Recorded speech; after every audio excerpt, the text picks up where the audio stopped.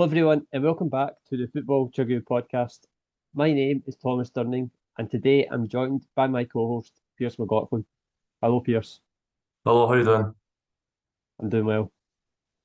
On today's podcast, we'll be discussing the departure of David De Gea from Manchester United, Callum McGregor's new contract at Celtic, all the latest transfer news, and at the end of the podcast, Pearse will be giving a rundown of all the latest Asian football news. So coming up next, we'll be discussing David De Gea's departure from Manchester United. So on Saturday, the 8th of July, David De Gea announced that he would be leaving Man United. De Gea was associated with Man United for 12 years and made 545 appearances and kept 190 clean sheets. These are both club records for a goalkeeper at Man United.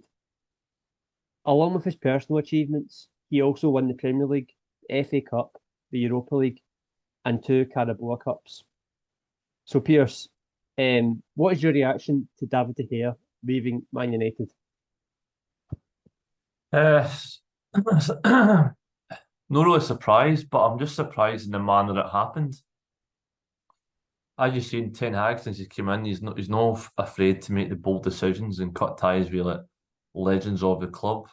And that's what David De Gea is in my eyes, because they have 12 years of service and put out the performances he's done and won several Player of the Year awards.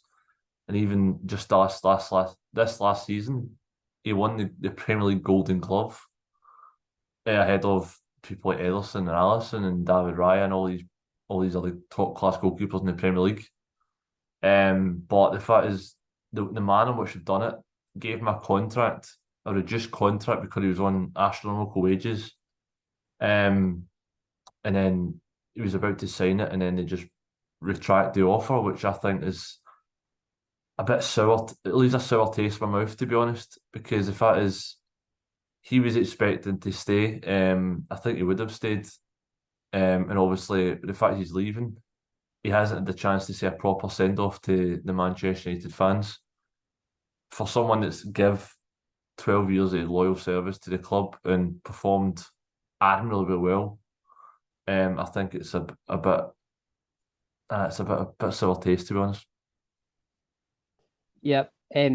Well, first of all, my reaction to him leaving is that I agree with you. I think the way he's left, I think it's a bit disappointing for him because, as I just said, I've listed all the appearances, the clean sheets, and the trophies he's won. So, I mean, he's had an amazing Man United career, and for him to leave like that, I felt disappointed for him because I think he deserved a bit better than that. In terms of him leaving, in terms of the team he's at now and the manager, I'm not really surprised. Since Eric Ten Hag's come in, Eric Ten Hag has a certain style of football that he wants to play, and we saw last season with De Gea, it did look like at times that he did struggle with that style of football that Ten Hag wants him to play. And, he was at fault for quite a few goals last season. So I think there was talk about a new contract for De Gea, and I've looked at his wages. And, as you said, he was on very, very high wages. And I think at the end of the day, they've just decided that it's best for him to move on. And I think also Ten Hag had made the decision that he wasn't going to be number one this season coming. He was going to be number two. So I think maybe at the end of the day, they've just all come to the decision that, it's best for him to move on. But just in terms of his whole career at Man United, I think he's been absolutely amazing for them. There was a period when just after Sir Alex Ferguson left of about 5-6 years, and he was arguably the best goalkeeper in the world. I mean, I think he single-handedly won Man United games. The saves he made to keep Man United in games. I think there was one game in 2017 against Arsenal at the Emirates, and I always remember that game. And I think Arsenal could have scored about 7-8 goals that game, and if it wasn't for David De Gea, they would have been beaten comfortably. He made so many amazing saves that game.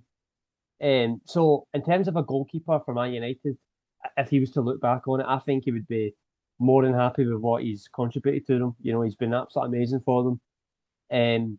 But I'm just disappointed for him because I think he did deserve, to say bye to the fans and get a better send off than he did. So I was want to ask you, do you think he's Man United's best ever goalkeeper? No, but he's certainly top three. I think the two above him are Peter Schmeichel, Edmund van der Sar. I think what they achieved and just some of the saves they made. I know David Ayler, like you said, has mentioned, has some incredible saves, but he has got mistaken, and I think they two were just a bit more consistent. And like you said, they've won the Champions League, and the world's best players win the Champions League and the big trophies. Although David De Gea, saying that, has won every single trophy possible at Manchester United, apart from the Champions League. And always, like you said, for 5, 6 years, and even then, like he was probably one of the best goalkeepers in the world, like you said. And you've got to think as well, that defensive front was an absolute shambles because the team was in a transition after Sir Alex and they needed a rebuild, and the players were always constantly changing, but he was the one that was always ever consistent. And some of the saves he's produced over his time at Manchester United has been outstanding. And then let's not forget he had a dip in form as well after the Russia World Cup as well. So for him to come back for having that kind of loss of confidence and back to his brilliant best last season and the last couple of seasons, yeah, no, I think he's a tremendous goalkeeper. I think, no, like you said, probably the reason why Ten Hag doesn't want to keep him is because of the high wages. Like you said, second choice probably, and he isn't the best with his body feet. But in terms of like, an actual shot stopper, he's outstanding. You see what Pep Guardiola done, bringing in Claudio Bravo, who's good with his feet, but he wasn't a great shot stopper. So for me, if I'm a manager, I'm always picking a goalkeeper as a great shot stopper, regardless how good he is with his feet, because I just backed him, Rose Ed. But no, tremendous legacy, and he's gone down as one of Manchester United's greatest ever players. Yep. For me, I think he comes second. For me, I think Peter Schmeichel comes first, just in terms of what he's won. Edwin van der Sar is a close second between Edwin van der Sar, David De Gea, but I'd just go David De Gea just in terms of the records, the amount of clean sheets he's kept, the amount of appearances he made for Man United. To make what was it, 545 appearances for Man United, arguably the best, arguably the biggest club in the world. That is some achievement to have that many appearances for a club that size.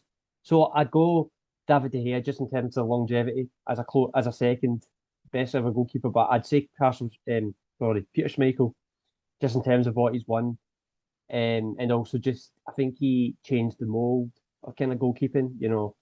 I think a lot of goalkeepers look up to him. So Peter Schmeichel for me, but then David De Gea is a close second.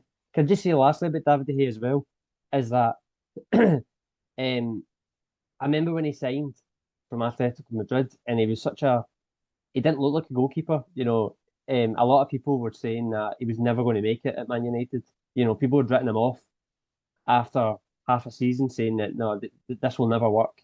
So people were telling Sark Svensson saying another goalkeeper, and what he's turned into is, I mean, it's credit to him because because I remember at the start, I don't think he had a good start at Man United, but I mean, what it's turned into for him, it's absolutely amazing. So, fair play to him. So just lastly about to hear, where do you think he'll go next? I don't really have the faintest idea where he could go, but I probably have a kind of inclination might go towards Saudi Arabia if he's going to chase the bag in terms of money, in terms of like to match his financial status. But if he wants to go back to maybe Spain for football reasons, be close to his family, I could see maybe even going back to Atletico, something like that. Apart from that, maybe Italy, maybe think about like Napoli or something like that, because like they probably need a top class. I know they had Mary, but I think he's still an upgrade on him. And apart from that, it's not really. I don't really have an idea maybe, but then obviously the fact is Al Nassr. We've got David Ospina, who's like broken his arm. He's been out for like 8 months, so maybe he'll join Ronaldo at Al Nassr. But apart from that, they're the only kind of destinations that I can think of in terms of maybe a top side in Italy, top side in La Liga, or go to Saudi Arabia. Yeah, I think he could definitely still play at the highest level. Um, you know, there's been a lot of talk about Saudi Arabia, about him going to Saudi Arabia. I mean, it's all set up to him. But I definitely could still see him playing at the highest level in Europe. I think he's definitely still capable of that. But the one thing I will say is I definitely don't see him joining a Premier League club. I don't think that'll. I think that's the last we'll see of him in England in the Premier League. Um, but highly likely, I expect him to go to Saudi Arabia, because I think there's a lot of talk about that. But he definitely could play in Europe in one of the top leagues in Europe, whether that's in Spain, Italy, or Germany even. So I mean, it'll be interesting to see where he goes next. Because whoever does manage to sign him, they are getting still a top goalkeeper. So coming up next, we'll be reacting to Callum McGregor signing a new contract at Celtic. So on Monday, the 10th of July, Celtic announced that captain Callum McGregor had signed a new 5-year contract at the club. This now means that McGregor will remain at the club until the summer of 2028. So reacting to signing his new deal, McGregor said that it's amazing to extend my stay at the club. As I've touched on before, this club means so much to me, and the success that we've had over the past few seasons has cemented that. So, Pearse, what is your reaction to McGregor signing a new deal at Celtic? Another fantastic bit of business by Brendan Rodgers, who's just in the door. Because the fact is, to build on a successful side, you need to keep the foundations sturdy. And that's what he's done, because he tied up Kyogo and Daizen Maeda in the past week. And now he's secured the future of another 5 years for Celtic club captain Callum McGregor. And Callum McGregor, there's not enough words to describe how effective and how talented a footballer he is, because he can play in a number of positions. He can play in the deep line 6, he can play as a box-to-box 8, he can play as a 10. And you've seen under Brendan Rodgers in the past, he played even out in the left wing. So the fact is, he's so versatile, and even under Steve Clarke, for Scotland as well, he's ever consistent. He always pops out big goals as well when club and country need him. And I think his experience, his leadership qualities have just it's shown since he was awarded the captaincy when Scott Brown left Celtic to go to Aberdeen.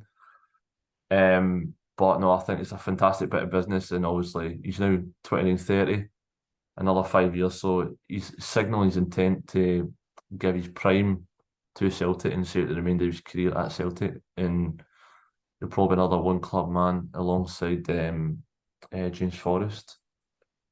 But no, I think he's a fantastic footballer, and great bit of business by Celtic to secure the captain for another 5 years. Yep. For Celtic, it's absolutely amazing for them. They'll be delighted with the fact he's accepted a new deal. I always say with Callum McGregor, it's just like he's such a unique kind of player, because like in football nowadays, loyalty at a club, staying at a club for your whole career is something that's quite rare now. I don't know if you agree, but we all know that the league in Scotland isn't one of the top leagues in the world. And for Callum McGregor, we all know that his quality is really, really good, and he could play at the top level. But the fact that, you know, he's loved for the club, obviously, and the fact that he wants to keep remaining at Celtic and keep extending his contract, it's, it, you have to respect that, having that loyalty to a club, that I mean, it does look likely now that he'll be at Celtic for this his career. So, you have to respect him for that. And for Brendan Rodgers as well, I mean, he'll be delighted. Since he's come in, it looks like Celtic's plan has been to, um, start off the summer window with keeping all the top players, well, trying to keep all their top players, and they've done well with the fact that they've signed new deals with Kyogo, Dyson Maeda, and now Callum McGregor. So, they look like they are trying to keep the kind of spine of the team. So it's, for Brendan Rodgers, I mean, I think he'll be really happy with the start of his managerial career, second time at Celtic. So Pearse, I just want to ask you as well, how impressed have you been with McGregor since he took the captaincy at Celtic? Well, he was never a shouter in the park. If you noticed him before, he was quite this kind of diminutive, kind of calming character because obviously he had the vocalness next to him and Scott Brown, who was that kind of leader, solely focused, eyes laser focus, and he'd love to like wind up opponents. Whereas McGregor just kind of calmly went about his work. But obviously, he's had him as he was assistant captain or vice captain to Scott Brown, so he's learned off him as well. And then he's had different types of managers that he's kind of took ideas from, and he's had a variety of football players that's played next to him in the middle of the park. So he's had kind of inspiration from there. But as he's took over the captaincy, I think he's went up a level in terms of ability, in terms of leadership. And I just think he's getting better and better with age. And long may it continue for club and country, because Celtic will be successful with Callum McGregor, and Scotland will also be successful. Him in the middle of the park next to McGinn and McTominay. No, he's a very, very intelligent footballer, and like I said, he can play in a variety of positions. And I think his Celtic career's been very, very good. But I think it's, as you see, he's a born winner, and I think that's one of the reasons why he stayed. Although he could have went to England and probably played at maybe a top 10 side, but not really win anything.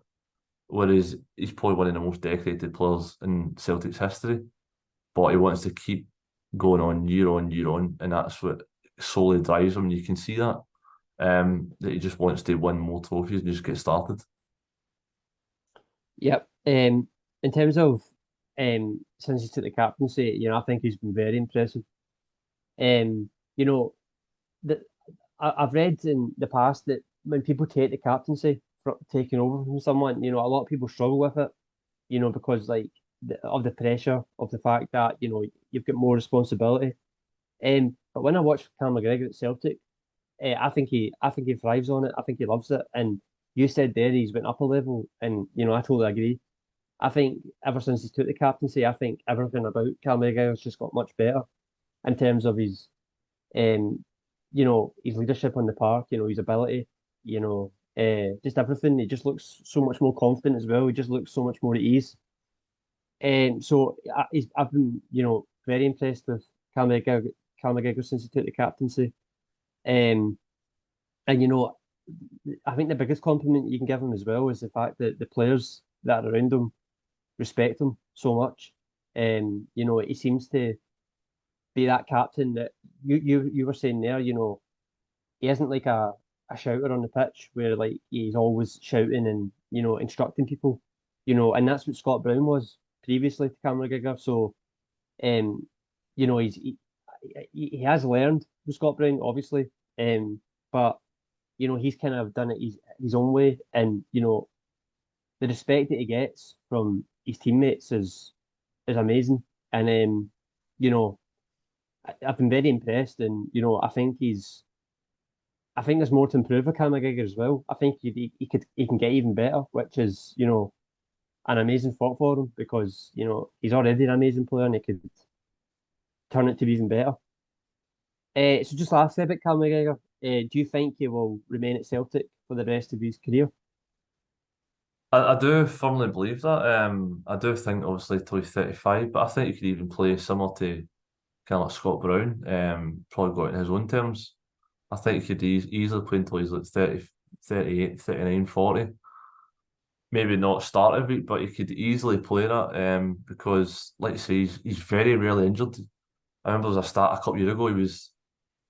He played like the most at games in Europe, along with like people like Kieran Tierney and James Forrest at the time under Rodgers, the first in his first spell. And I was like you say, like he's very rarely injured, but when he is, it's usually a pretty serious one. And like you say, like even at 30 years of age and club captain, but see when you notice a massive drop off in the midfield of Celtic when he comes out of the side, not just for his leadership qualities, but for his quality on the ball as well, and his position, his movement, and the way he just motivates other players on the park. So no, I do think he will retire as a one club man. And I do think he could play till late 30s, maybe 40. Yeah, I agree. I think he will remain at Celtic his full career. I think that's always been his plan. He went to Notts County quite a few years ago, and he's come back, and I think that's always been his plan to remain at Celtic his full career. And you know, uh, when he retires or when he leaves Celtic, we don't know, but he could well go down as one of the best captains Celtic have ever had. Probably not the best captain. We all know. I think Billy McNeil holds that one, but he could definitely go on to be one. He's. I think as well for Callum McGregor. I just think the fact that he just loves the fact just being successful. As well. I think he thrives on that. And then the fact that his international career is going really well as well. I just think, uh, he doesn't want to really, he doesn't really have that mindset of he wants to go to the Premier League or somewhere higher at a higher level. I just think where he is at Celtic, I think he just, he's more than comfortable and happy. And yeah, I definitely do think he will be at Celtic as the rest of his career. So sticking with the latest news in Scotland, it's been reported today that Leon Balogun will be having a medical at Rangers with a view of him rejoining the club he had left in 2022. So the news that Balogun will be rejoining Rangers comes after it was confirmed that Rangers defender Leon King will be out for a significant period of time after suffering an ankle injury. So Pearse, what is your reaction to Leon Balogun potentially rejoining Rangers? I was a bit surprised when I read the news today. Probably could have done him last season when he'd a series of injuries across the back line. But during his first spell at the club, when he was there for 2 years, because you forget the age he is, he's actually 35 now, so he was like 32, 33 at the time. He's actually very, very quick for his age, and he's tall and he's quite commanding, and he is a pretty consistent defender. I don't remember many games where he was caught out of position or he made like massive errors. And if you look at the Rangers defence over the last 2 seasons, since he's not really been on the side, there's been a calamity of errors. Like you look at John Souttar, Ben Davies, they've had some shocking performances, although they've been average at best. I do think like that partnership of Balogun and Golson under the season where they did win the league a few years ago, the two of them were the bedrock of that title winning season, because the two of them were ever present in Europe and domestically, and they barely conceded any goals. And like you say, like it's not just attack that wins you titles; it's defence. It's the team with the best defence, teams that shut up shop and have the most clean sheets, and that's the bedrock to then go and build on. And I do think you look at Rangers' defence last season; it shipped far too many goals for their liking, and I do think it's a smart signing. I never seen any of his football last season at Queen's Park Rangers. But obviously Michael Beale was there part way the first part of the season, so he's obviously still think he can do a job. So no, I think it's a good smart signing. He knows the club well, and he'll probably come in and steady that ship at the back line. Yep. What you were just saying there, I think it is a smart sign from Rangers if it happens. Obviously Leon King now out for a significant period of time. I think Michael Beale's plan. I mean, it quite kind of sounds obvious that I think Leon King was going to be played quite a bit more this season. So the fact he's now not going to be playing, Leon Balogun coming back, I think, he knows the club. I was actually quite surprised when he left last summer. You know, because I actually thought he did pretty well at Rangers. He scored quite a few important goals. I remember he scored in, I think it was the quarter final Europa League. I remember he scored in the one, I think it was the first leg. Um, you know, and like just he was part of that. I think he had a partnership with Connor Goldson. I can't remember what season it was, but they both they did really well together. And he seemed really, I think he seemed quite happy at Rangers, and was quite disappointed that he left. So I think it's a really smart signing for Rangers. I think it's a 1 year deal as well if it does happen. So you know, maybe Leon Balogun will be wanting to really, really show Rangers this season if he comes back that he wants to stay more than 1 year and then kind of stay at Rangers for a significant period longer.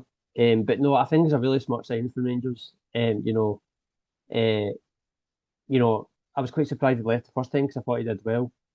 And yeah, I think him coming back in, will improve their options at centre back. So Pearse, is there any transfer news from around the globe that has been catching your eye recently? Probably just the Harry Kane saga. You just never know what's going to happen. Obviously, I think Bayern Munich is every week are just going up with an extra 10 million euros. Um, but obviously Tottenham are quite firm on the £100 million, so that works out about 117 million euros.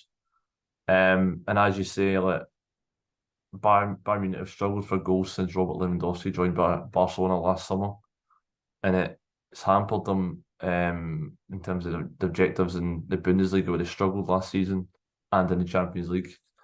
And I do think, like you say, he's only got 1 year left his contract. And obviously I think that will help Ange Postecoglou do a rebuild. But I hope he does go, because I'd love to see him go there and smash it, win trophies, get that monkey off his back, and potentially even win a Champions League with Bayern Munich. So that's kind of the one I'd be keeping an eye on. And you're just kind of hoping that Bayern Munich will just will break their transfer record and just pay the money that Tottenham want. Yep. You were saying about Harry Kane. I think he returns to Tottenham training today. So I think today at Tottenham they'll kind of have more of an idea of what his thinking is. I think Postecoglou did his first press conference at the start of the week, and he was saying basically that he wants Harry Kane to stay and he wants to show him, what the plan is, in terms of what Tottenham are going to go on to do. To be honest, I've got a feeling that although Bayern Munich, um, it's quite obvious that they really want him. They're putting in our bid. I just have a feeling that Harry Kane will stay. I didn't think that a couple of weeks ago, but I just think with the fact that with Postecoglou in charge, with Postecoglou in charge, I just think um, I think he'll show Harry Kane this is what he wants. This is the plan, and when we watched Celtic, when Postecoglou was here, the football was so exciting. There were so many chances that Celtic created, and I think Harry Kane would be really excited by that. I know obviously the fact is that he might finish his career without a trophy, and Bayern Munich, you're going to be more than likely to win a trophy. Um, but I just think that one will end up with Harry Kane staying at Tottenham. But it is definitely one to keep an eye on because you never know. Harry Kane might just decide himself that he wants to leave, and Bayern Munich might put in a bid that Tottenham can't refuse. So that's definitely one to keep an eye on. Just another one as well. It's not really get discussed a lot, but Chelsea and Moises Caicedo from Brighton. So there's been quite a lot of chat in the summer about Chelsea wanting Caicedo. And I think Caicedo said a couple of days ago that if Chelsea, it's hard to say no to Chelsea. He really likes the club, and the fact that he really likes the area that Chelsea are situated in. I think personal terms have been agreed, but Chelsea are still working on how to bid and to get the right bid. So I think that's definitely one to keep a close eye on. And if Chelsea manage to sign Caicedo at the end, I think it's a brilliant signing for them because Caicedo was really good for Brighton last season. And the fact that Chelsea don't have European football and Brighton do, I think that would be a real coup for Chelsea. So I think that's one to keep a close eye on. And, I do expect Caicedo to probably end up being at Chelsea. But, we'll need to see what happens with that one. So for the final part of the show, Pearse will now give his Asian football roundup. Yeah, so we'll start off with a bit of Korean football news. So last just after the World Cup, Celtic were linked with Chol Sung. So he's now officially announced his departure from Jeonbuk Hyundai Motors on Sunday the 9th of July. Cho will sign for FC Midtjylland in Denmark. Deal thought to be around £2.6 million. Lee Kang-In has completed his move to Paris Saint-Germain, signed a five-year deal which runs until the summer of 2028. It has been a deal that's taken a while, but it's now signed, sealed and delivered. And former South Korean manager Paulo Bento has been confirmed as the new head coach of United Arab Emirates on Monday the 10th of July. Suwon Samsung Blue Wings have confirmed the signing of Kazuki Kazoka from Kawasaki Frontale on Thursday the 6th of July. And now moving on to the South Korean League. So on Friday, the July 7th, Gangwon FC 1, Gwangju FC 1, Jeju United 1, Daegu FC 2. Saturday, July 8th, Pohang Steelers 0, Ulsan Hyundai 1, Suwon FC 2, Incheon United 2, Jeonbuk Hyundai Motors 2, FC Seoul 1, and then to round it off, Sunday, July 9th, Daejeon Hana Citizen 2, Suwon Samsung Blue Wings 2. So it's leaving the table looking like this. So at the top of the table, we've still got Ulsan Hyundai running away with the league, 21 games played, 53 points. And then you've got second position, you've got Pohang Steelers with 37, and then third and fourth place, joint, is FC Seoul and Jeonbuk Hyundai Motors, both on 33 points. And down at the bottom of the table, we've got Suwon Samsung Blue Wings, rock bottom, 11 points, and then just above them is Gangwon FC on 14 points. So moving on to the Japanese League. So Friday the 7th of July, Friday night J-League action. Albrecht's Niigata 0, Vissel Kobe 1. And then it round off on Saturday, July 8th. Nagoya Grampus 2, Yokohama F Mariners 2, which is a top of the table clash, and both sides will take the point. Sanfrecce Hiroshima 1, Kawashima Antlers 1, Avispa Fukuoka 2, Hokkaido Consadole Sapporo 1, Gambo Osaka 1, Kyoto Sanga 0, Kawashiwa Reysol 1, Shonan Bellmare 1, Kawasaki Frontale 3, Yokohama FC 0, Urawa Red Diamonds 0, FC Tokyo 0, and Sagantosu 2, Cerezo Osaka 1. So it's leaving the Japanese League One table looking like this. So at the top of the three, we've got Yokohama F Marinos, 20 games played, 43 points.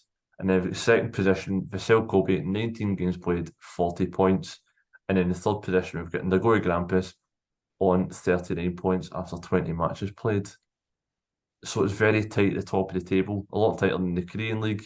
There's even fourth team as well that's kind of within touching distance. So there's like 4 teams that are kind of aiming for the title, but Yokohama F Marinos are got the slight lead at the moment. And then down at the bottom of the table, we've got Shonan Bellmare, rock bottom, 18th position, 13 points. And then Kawashima Reysol and Yokohama FC, 16th and 17th position, respectively, both on 14 points. So it's just as tight it is at the bottom that it is at the top. And it's set for an exciting end of the season in both the Korean League and the Japanese League. And that's all your latest Asian football news. Thank you, Pearse. And just before we go, it's just been confirmed that Rangers have signed Leon Balogun. So that's just been confirmed. So we were just talking about that earlier on. So yep, Rangers have signed Leon Balogun. And thank you everyone for listening to this episode of the Football Chuggu Podcast. This podcast will be available to listen to on the Football Chuggu YouTube channel and also the Football Chuggu website. Thanks for listening and see you soon. Bye bye.